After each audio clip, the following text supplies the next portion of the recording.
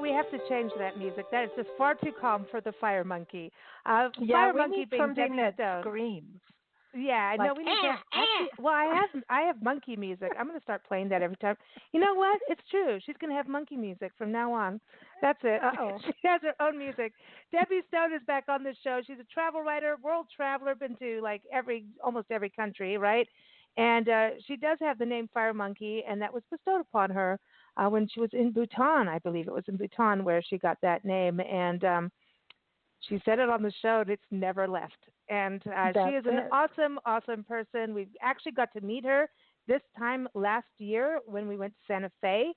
And it was just like, wow, we finally get to meet you after talking on the shows for so many years. And, her articles are in Big Blend Radio and TV Magazine and Parks and Travel Magazine. And she is back on Big Blend Radio today to talk about her adventures in three of Southwest Colorado's national parks. And I love that she put it in that way, too, because Southwest Colorado, when people think about Colorado, there's the immediate, like Rocky Mountain, which she did go to Rocky Mountain this year too. There's some immediate things, and sometimes the Southwest corner, I personally think, kind of gets left off a little bit, except for these are some premier national parks that she visited. She went to Great Sand Dunes National Park and Preserve, Mesa Verde National Park, and Black Canyon of the Gunnison National Park, and all three of them have something really unique about them that makes them a national park and why it has the highest status of protection. And that we get to go there and see that as visitors. And a lot of the parks are opening up with restrictions in places like visitor centers. Some of them are closed on that. But we just have to kind of keep social distance, wear those mask things, and make faces. No one can see you in a mask when you make a face, right? You can stick your tongue out at somebody and no one will know. And you, I'm just and you saying. don't have to wear lipstick. No, you don't have to wear. Yeah, screw the makeup.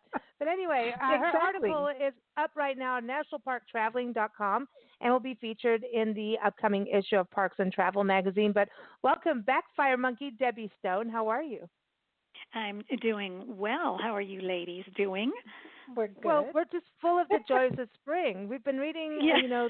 this National Geographic kids book, and it's all, We're it's so called into Ick. kids' It's all books. about crazy things that animals do. And then, if Nancy and I see anything like that, we go right into child mode, and that's it. So I'm sorry, That's it. you may have to slap us around on this show today. 'Cause I geek out on that stuff. I find it fascinating when animals. I think it's great that your inner child comes out with that. I think that's great. It's Bugs it's are delightful. cool. Yeah, but okay, bugs are listen. really cool. Your inner I like to child. get on the ground and see the bugs close up. Like, see if you can get your eyes matched to theirs, so you can look at each other. Exactly. Well, now listen, inner child is important, and I'm glad Good. you brought that up because I think that's something we all really need right now. And I think Absolutely. if you've got kids, just embrace it and go for it and play with them. Like go out in the parks and just get dirty. If you Get can down. splash in a puddle, do it. I think we need to do that kind of thing.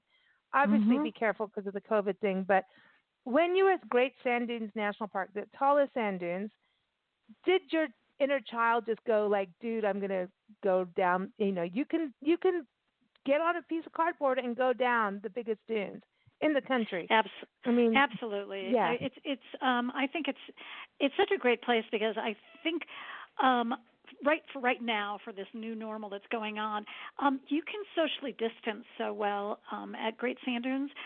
There can be a lot of people, and you can come up, and the parking lot can be full, but there is so much space and room. And what I mentioned in my story is that this is not the traditional national park in that it does not have these prescribed trails that you need to follow. You just set your own path. You just go where you want to go. So, you can go away from people. You can get as far away as you want and climb these dunes. And it's just, it's your route. It's freedom. It felt very liberating for me to be able to have that type of situation. And I don't know. It just, I urge people if they're coming to Colorado not to forget about those Southwest, like you mentioned, national parks, because we always think of the crown jewel, which is Rocky Mountain National Park, which is incredible and stunning and amazing. But these almost a little bit lesser known. Mesa Verde, maybe not, but I think Great Sand Dunes and also the Black Canyon of the Gunnison, a little bit less known, especially for people outside of the region. You know. Yeah, for Yeah. sure. Black Canyon of the Gunnison. Oh, go ahead, Nancy. Sorry. No, I was going to say they just don't seem to get the same amount of press. Absolutely, which is another reason why it's like, as a writer, as a travel writer, it's really fun for me to bring to light some of these incredible places that people might just, either they may know about them and just kind of don't think about them when they are coming, to the Colorado, to the state or wherever, or they've never even, they haven't heard. They're like, oh, what? There's a sand dune national park. I mean, that's a real kind of unusual and unique type of geological formation for a national park, and you're just not going to, find that necessarily. And so, to me, it does. You do let your playful side come out, running down those dunes, sliding down those dunes. We saw people skiing down the dunes, people using cafeteria trays going down the dunes. And that's cool. I mean, it was like everything you could possibly think that would slide was being, tried at different levels, and it was fun because you could also hear people laughing and being joyous, and especially at a time like this when we are, faced with so many challenges and hard. It's very difficult for so many people to allow that joy to escape, to come out, to find those places where that joy can come out unfettered and unrestricted is truly wonderful. And okay, paranormal stuff. Okay, so on the way, we went there with our friend Eva. Hi, Eva. She's also a writer in the magazine, and she wrote an article about our experience there. And we made a video and everything. But we went in September last year. Was it? I can't remember which time it was. Yeah, I think it was. And August, September, and we went to Great Sand Dunes. We all said we're going to do it. And by the time we got there, it was, late. We got there at midday. And check it out. I made a fancy picnic, sandwiches and stuff, man. We got it all hooked up. We had our Portofino, had everything set up. And so she drove because she knows I like the mountain passes. I think I've done probably like 90% of all the worst mountain passes in Colorado now. And so now I feel like, what am I going to do when I get to the flatland? When we get to Florida in a couple, in a month, I'm going to be less than a month, in a few weeks. We'll be like doing causeways, and I'll go, I don't want to go in the ocean with the sharks. I'll freak out. But she drove and got us there, and then on the way, here is the UFO garden and the UFO watching station, and I'm like, dude, we got to pull over. So we go in. They've got the alien signs, and we went up, and she got all into it. And really, and apparently this is the place. Yeah, this is a very this is a paranormal hotspot. There's lots of people from actually all over the world, I think, that come and actually, they want to see UFOs. They want to see any extraterrestrial alien life, because supposedly there have been sightings there, and so they're they come in the hopes of spotting that. And it's also, it attracts religious organizations. It attracts solar energy companies. It's kind of like a very almost odd spot in this like San Luis Valley area of Colorado, because you've got the dunes, you've got this paranormal thing going on, you've got these solar stuff going on. It's kind of just a very unusual place for all of this to be happening. It's trippy. It's trippy because the sand dunes. Now you feel like you're going to play Dune. And there's this. It's a trippy place, and then the aliens come out. The alien stuff is weird. And we had lunch actually before we went in the park. We went into what's now San Luis Lake Wildlife Lake Management, and even the picnic benches are kind of like alienish. Like, I don't know. I've got a whole new thing. I'm going to do a book one day just on picnics spots, because there's some really weird retro alien style beam up in your picnic bench things going on across the country, and that place had Absolutely. it. And it was interesting, and unfortunately it was downgraded from a state park to a wildlife management area, but we had the best view. We could see the sand dunes. So we're on the Mm. other side of the dunes, and we ate this wonderful lunch. Had our little portofino, and then we went out to the dunes and went as close as we just time wise. You have to really watch the weather and not you don't be Mm. stupid. Like you don't. The heat will get you, and you talk about that in your article, which I really appreciate. But getting there, uh, it's kind of interesting to me the way here's these sand dunes, and you think about places like Mojave National Preserve. You have Kelso sand dunes out there, and it's desert, right? And high desert, really rugged rock formations. But what blew me away was all the greenery and the Right. mountains, and how they united. Like Yeah. it just that was different. I haven't seen it like that It's before. a really very beautiful scene and very, like I said, very unique. But people go and their kind of jaws drop because it's just, you feel like, oh, I'm in the Saharan desert, and this is. Mhm. But then you're looking at this greenery, like this kind of oasis type of feel, and it's like it's all very well incorporated. As you come up to it, as you're driving up to it, you're just like, whoa, look at those, and it's like, they come out almost nowhere, and you're like, your first glimpse of them is just, you think, wow, that is really otherworldly almost. And Mhm. it is just a very cool national park that's very different than people's perceptions of national parks. People Mm. think about the main, they think about Yosemite, and they think about Yellowstone, and they think about, the Grand Canyon. But then this kind of is just it puts it itself in a category of itself. But yes, it is important. You need to wear your sunscreen. You need to, have appropriate shoes. You need to have water. You need to have all that stuff. And it is best not to go there in the middle of the day. It's great to go there early in the morning if you Mhm. can, or Yeah. later in the day when it's cooler. Nighttime. They have nighttime Yeah, walks too. they do nighttime walks. People camp. They do get permits to camp out there, in places. And climbing the dunes, I've climbed a lot of dunes, like the ones most frequently, maybe a year ago, Namibia dunes. And Yeah, you're in Namibia. I was going to those ask. were Yeah. really, yeah, those were much tougher because the sand, Mhm. you stepped in, and you like I said in my story, if you know sand dunes, typically, the earth gives way, you go backwards 2 steps kind of thing, and it's very arduous for people once, if you're climbing Mhm. something that takes a while. But these, the sand is pretty hard packed, and so it's, they're steep in places, but it makes it so much easier and also quicker to, climb those dunes than the other type of sand that I'm used to, But Mm. you can get to the top. There's a high dune, which is about almost 700 feet tall, and then the biggest one, the Star Dune, which is about 750 some odd feet, and you can make it your goal to go up there, or go halfway into some of the smaller dunes, whatever you're comfortable, your level of comfort. And what I saw was so much joy with, well, families and people of all ages, approaching it Mm. the way they wanted to approach it. Mm. Mm. It's fun, and there's that little creek at the bottom which was running Yes, when we were there, and it's yes. like we were lucky because normally in that time of year, yeah, it was August. That time of year, that creek running is not going to happen.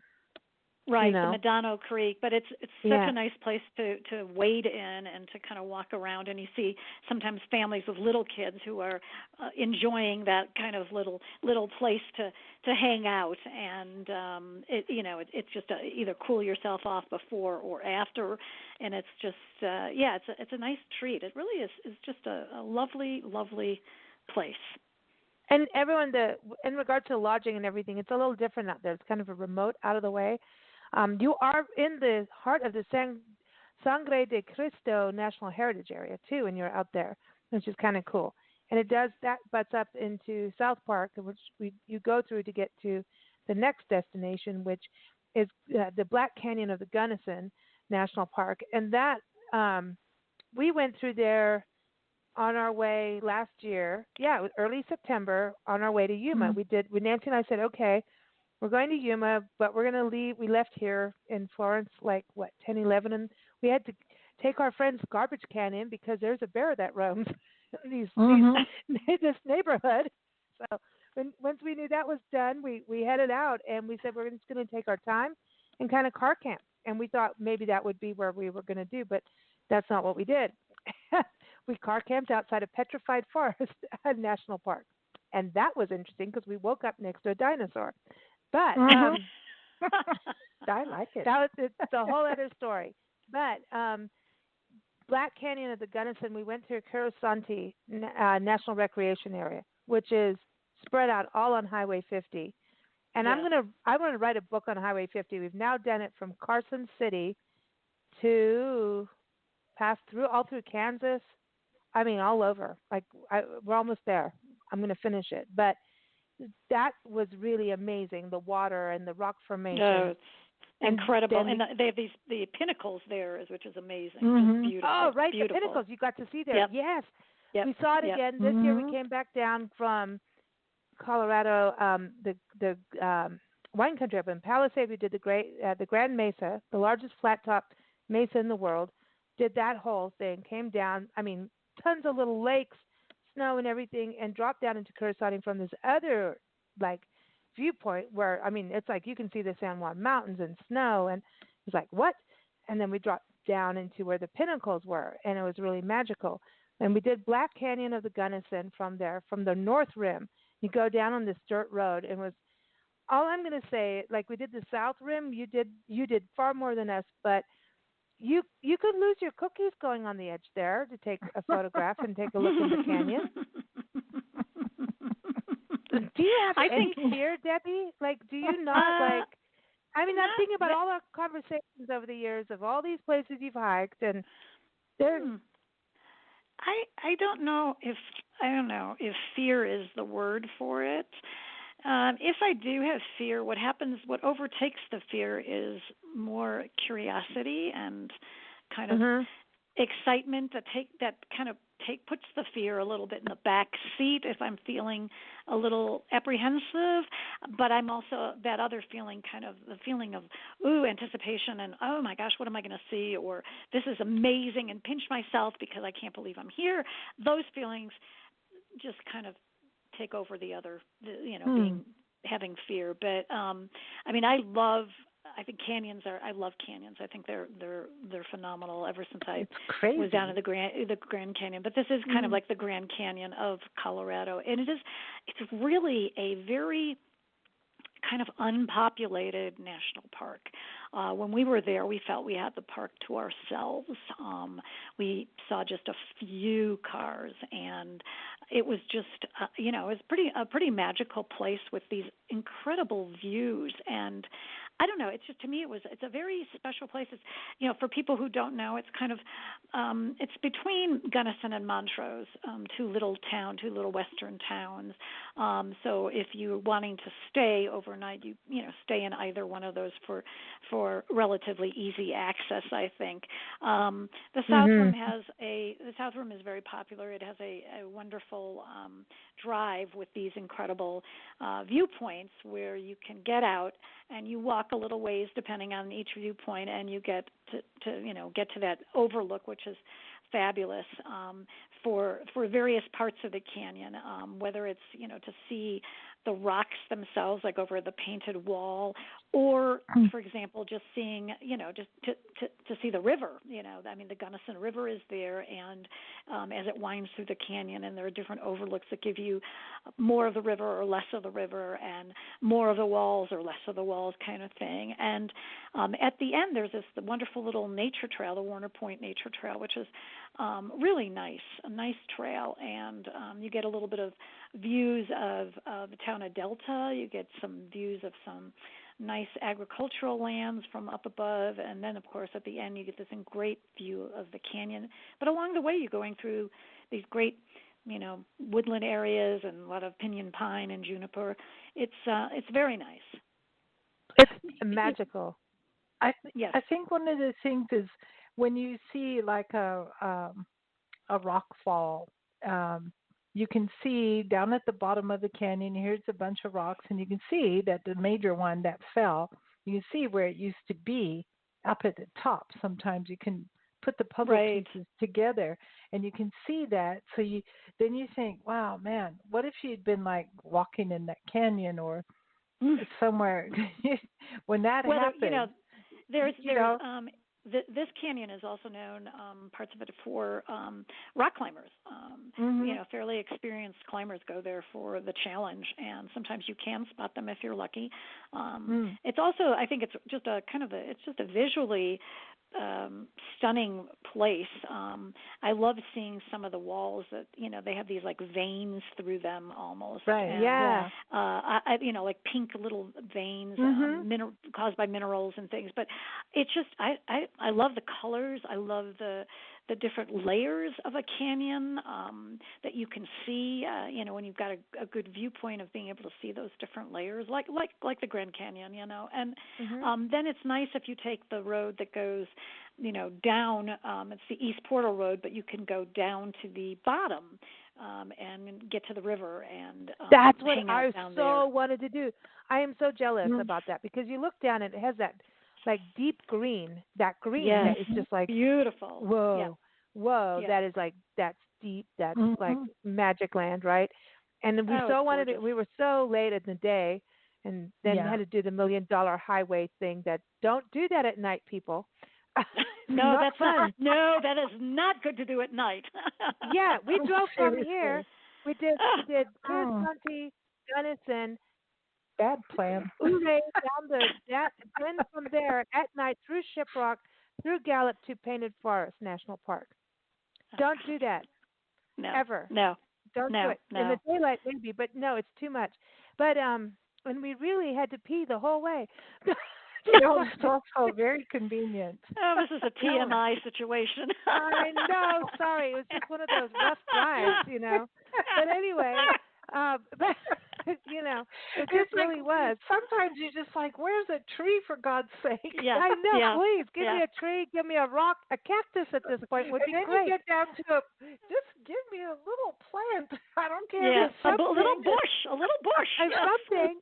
Well, that's it. When you start traveling, and anyway, um, I wanted to say the with going to Black Canyon, like from where we were the first time, we started doing some of the side roads on the way, and went from Kursanti, where it's really connected, Yes, Kursanti and Black Canyon. very This much trip so. Yeah.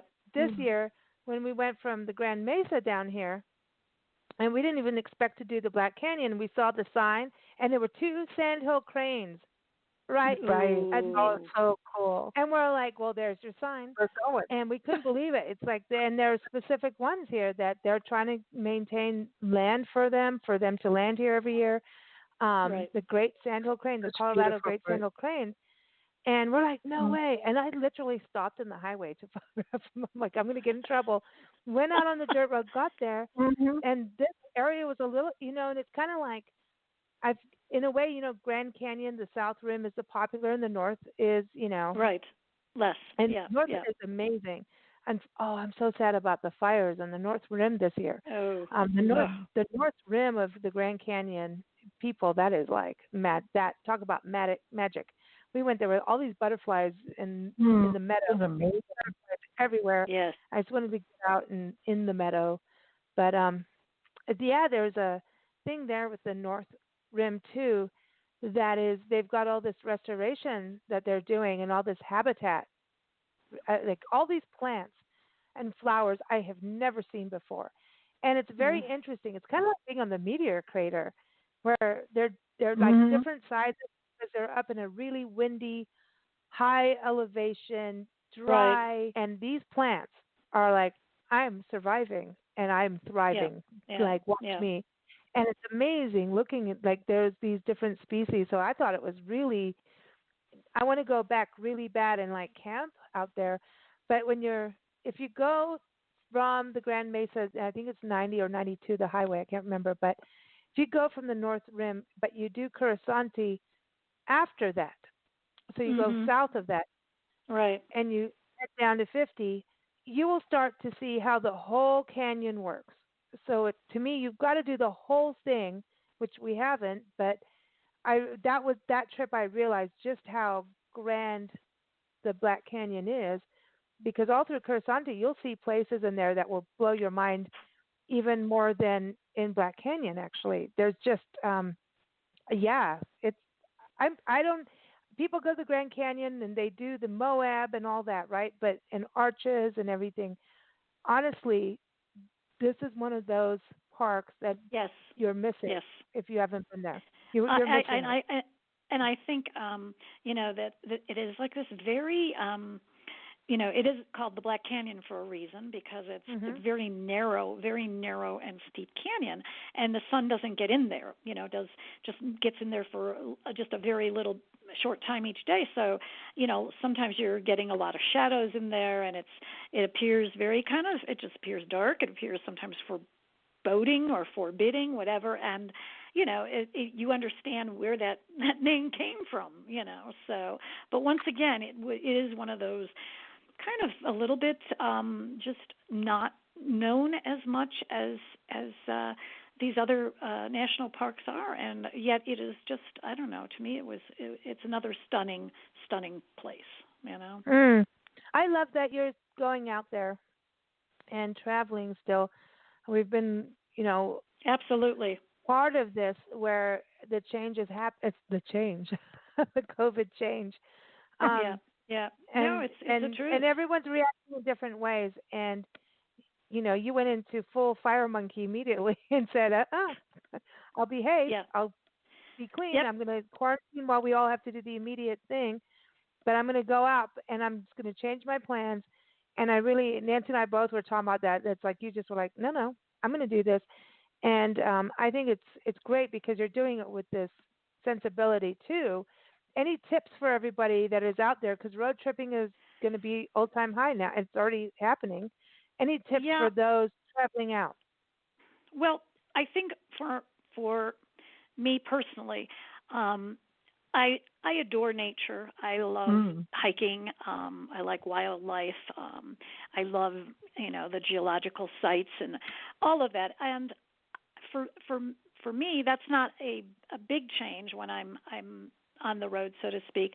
I I think particularly now, my pathway is to maybe avoid larger urban areas, and focus really on some of these beautiful nature-oriented places, whether they're national monuments, national parks, or whether they're state parks and preserves, Right. Mhm. um, or as I saw in Nebraska, some very quirky roadside attractions. But kind of trying to find some spots where maybe it isn't so crazy with people, and that you're able to socially distance. For me, the whole thing of getting on the road and exploring some of these beautiful nature areas, it does wonders for my psyche. I think that's Mm. not to mention that Yeah. I love it anyway, but it does right Mm. now. It does a tremendous amount for my psyche and my my health, period. Mm. And I think if people want to get out, and they're looking to maybe not be around a lot of people, then search out some of these wonderful natural places. And if if you don't want to go to some of these very high popular national parks, and find some others that are lesser Mhm. known, and then bring of course, have the masks, have the hand sanitizer, have your wipes. Right. I know when we go and stay in hotels, we use places that you can have contactless entry, we come in, and but the first thing we do is we take our spray bottles, even though we know it's supposedly clean, we just do our own cleaning.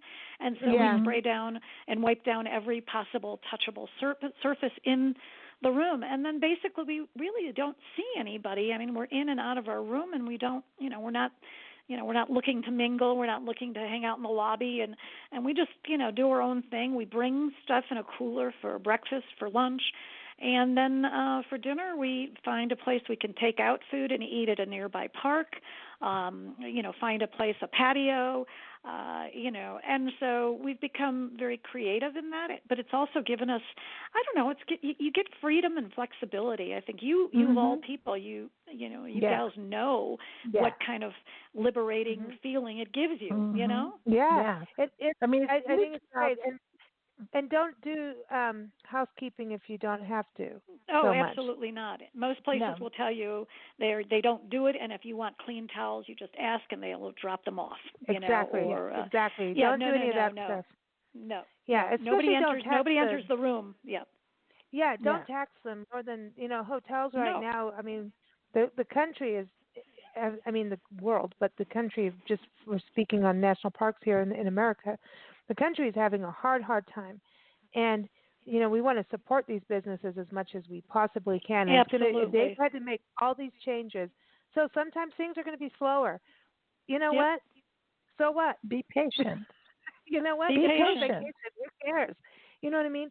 And things are slower on so many levels. I mean, even some of our technical stuff that we deal with the magazine. You're not getting support that you need like you normally did, and you just have to be you have to be patient, and you have to be flexible and open-minded. Right. And I think if you want to choose some of those lesser-known roads, lesser-known places, find those gems that you can. Get outside. It is so wonderful for your mental and physical health. It does wonders. I get used to it. Yeah, when you're in nature, it's positive. That is and the healthiest drug. I just feel like it's so liberating. Yes. That it's worth it. And then when you have to come back, you're like, oh, now I got to go in the four walls. I don't really like four walls. I think it's just, I tell people, and everybody's handling everything their way, and that's I respect every person's choice to do whatever is comfortable for them. I just have told people I cannot let that fear get the best of me and dictate the rest of my existence, so to speak. I can't. Exactly. And otherwise you can go into a very deep state of depression. You can feel like you're in a state of mourning almost, Well, and my thing is you move forward. Just take the precautions. Take the precautions. Don't be selfish. Take the precautions. Right. And then you don't have to feel bad about what you're doing. No. And take a smart. step forward. Yeah. Take a step forward. When people become stagnant, I know that for me. Like I'm kind of fire monkeyish myself here. There's no sitting still, and then I become really like, no, this isn't good for me. This is not good. It's just not. Absolutely. I'm a nature person. I could sit still forever on a rock and be fine, but if it's in four walls, I'm starting to go that crazy. No. And so there's something about fresh air and being out there, and honestly. It's changed. Travel has changed, and I also just even travel at our community and business community. We have to make changes, and the thing is, if you sit and stew, you're going to start to sit and stew eventually does start to stink. So you're going to have to move forward. There's a good stewing time where everything's delicious and it becomes better, and then if you take that step of sitting too long in the stew, really stinky. You see, I'm getting ready for that. Stinky. Sorry, but it is about getting out and making a change. And once you just start taking those first steps, everything moves forward, and you go on a new adventure. Everything is an adventure if you choose it to be. It is. And people have to understand that the word adventure does not mean you're going to Africa and whatever. I mean, it doesn't mean it can mean an adventure can mean a walk around someplace. Yeah. It can be adventure can be going somewhere and watching and doing birding. It can be wait. That means I cooked dinner. Okay, that's it. I'll be nice and not say anything. No. But now, speaking of adventures, Mesa Verde, I'm very excited to hear about this because I think about going to places like Mesa Verde, Chaco, Canyon and cultural National Yes. Historical Park and Aztec ruins and Montezuma and all these, cliff dwellings, Gila Yes. cliff dwellings in southwest New Mexico, Bandelier in your neck of the woods. Um, there's something about going to places that are ancient and ancient civilizations Mhm. and realizing, hey, they had really cool views, right? How they lived, but how they lived was not easy. Hard, It was simplicity, not but it was easy. hard. Right. And when you go there, and it was spiritual, and it seemed very wholesome to me, but not easy by modern day standards. But Mesa No. Verde, this area, this park is special. It runs deep to me. We got really really lost on the nature trail that was supposed to take 20 minutes. 3 hours later, I don't Yeah, know three where we hours ended later, up. we're like, But what I think happened? I don't know. This was about 10, 12, 15 years. I mean, it was a long time, maybe 15 years ago that we did Mesa Yeah. Verde, and it was, Yeah. Mhm. I don't know, it moved me. It was my first park of really understanding ancient Right. peoples here in this country. Mhm. That was the first Mhm. park, I and it I moved me. probably I saw it too. Probably I would say maybe more than 15 years ago when I first Mhm. went. The difference is going to Mesa Verde now, which you're not allowed to climb in those wonderful, cliff dwellings, which normally Sure. you would, or take those tours with rangers who talk to you about things. Rangers are available, even though visitors centers are not open. Rangers are available in the national parks that I have visited. They're Mhm. available outside the visitor center. They are available to give you maps. They're available to answer questions. They're available to give you hiking recommendations. But you can't go inside the centers and see the exhibits. And in Yeah. this case, you cannot go into the cliff dwellings. Now, those are truly special, and to go in them is a truly special opportunity. But Mhm. I think you still can get a very rich and rewarding experience because there are wonderful views of them where you can get fairly close or close enough that you can look down and see these incredible dwellings and have an idea of the fact that these first of all, they're so well preserved, but second of all, you're looking and saying, wow, these people built these things. I mean, like what? I mean, how many, years and years and years ago, and it's like they were so skilled at building, and they built these. They were complex. It wasn't just like a one room thing. The Cliff Palace, for example, which is the largest one, has about 150 little separate rooms, and Wow. Mhm. you go, whoa. Like, yeah, Dude. It's an that's. apartment complex. I mean, I know. Think about the apartments, but then, like, okay, what about that? Like, I know you've done like places like Taos and all the pueblos. So it's kind of, it is a pueblo, right? At the end of the day, it's the Well, it same kind of is, thing, or you it know, is not. the ancestral Pueblo people, this was their home for a number of years. They created it, and it is also a place of very rich traditions and a history of these Native American people in this particular region of the Southwest. And I think you get so much from examining this and realizing what it took to live like this and to form these dwellings and then to continually repair and upkeep them, which was constant. And then how did they get water? Where did they have to walk to get things? How did they Mhm. I mean, they had to climb. It was like, put it this way, they must have been in the best physical shape I can imagine thinking That's back then, exactly. because It's not easy. Well, think of it this way: you maybe had two jobs a day.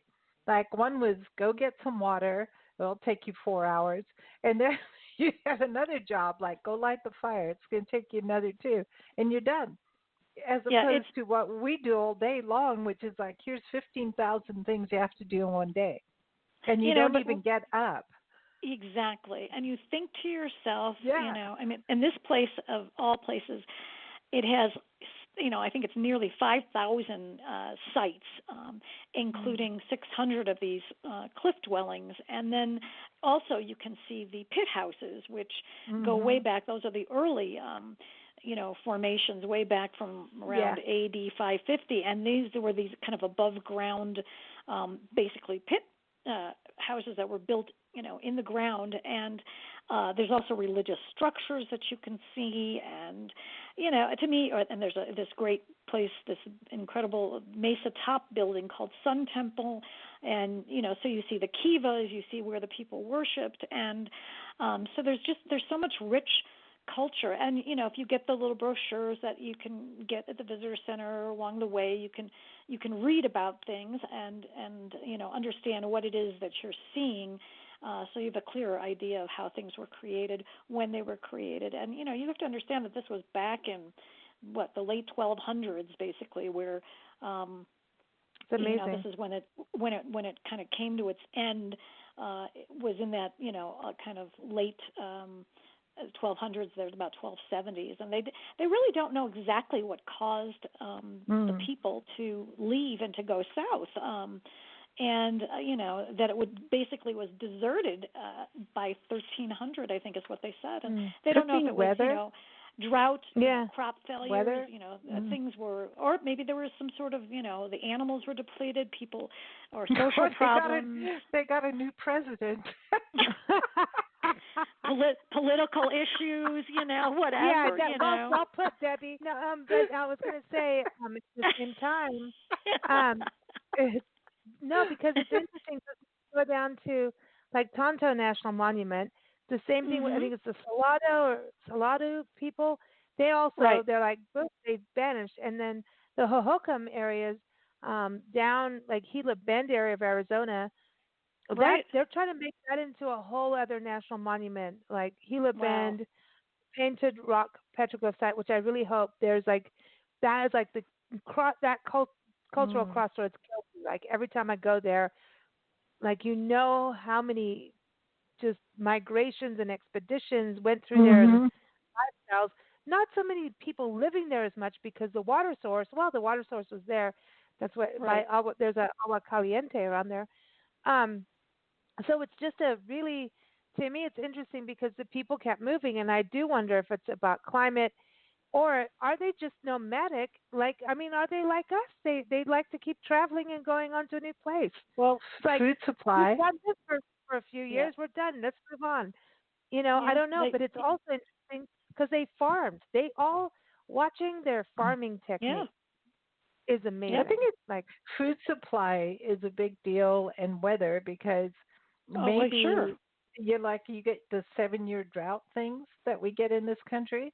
So think about that. Like you come here, it looks all nice, and you settle in, and now you're farming, and everybody's fine, and then it's declining. After a couple of years, and then all of a sudden, there's no water, and so they have no option but to travel on. Right. Yeah. So I think climate change has dictated a lot of migration all over the world. And so it does make sense that there would have been maybe something that really forced them to move from there, because they built these incredible structures and amazing places, and you're thinking, oh my gosh, why would you want to move out of there after all that work and all this kind of stuff? And but if you don't have a food source, you don't have a water source anymore, things have dried up, it's drought, whatever it is, you're going to be like, well, we can't really eke out a living here anymore. Yeah. So they move on. This is interesting. Debbie, you went to Durango, which was in near all of what we're talking about. There's Southwest, right. And actually I keep saying that we're in Southwest Colorado. We're in Southeast. I don't know my directions worth anything. I don't know how we travel the country all the time. I know, but we're actually not supposed to be here. We just got lost. Well, but anyway, who cares? Don't ever need directions from me. We have Google Map things that we do. Google, That's they right. know more than. Sometimes they take you to our cabbage patch, but whatever. But when you went to Durango, so that was a railroad thing, and we've got a story coming up from you in the near future about that.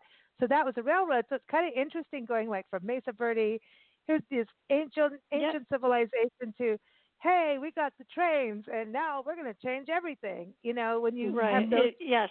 perspectives. The progress of civilizations, Yeah. many centuries Mhm. later, so to speak, and I just think that those small little western towns of the Colorado is well known for, and especially in Southwest Colorado, we Mm. spent some time in Ouray, which we Mm. absolutely love, Yeah. and Durango's another really charming Cool. historical western town, and Mm. and those Fun. kinds of places are just, to me, I really, really am attracted to that type of scene. I love it. Mhm. Awesome.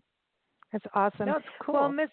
Miss Fire Monkey, it has been so good to have you on the show. We can't wait. We're going to be talking with you about Nebraska next on our Yes. next segment with you, and we're excited because we've done We've very never little been on there. Nebraska, like slap on our little knuckles and wrists here.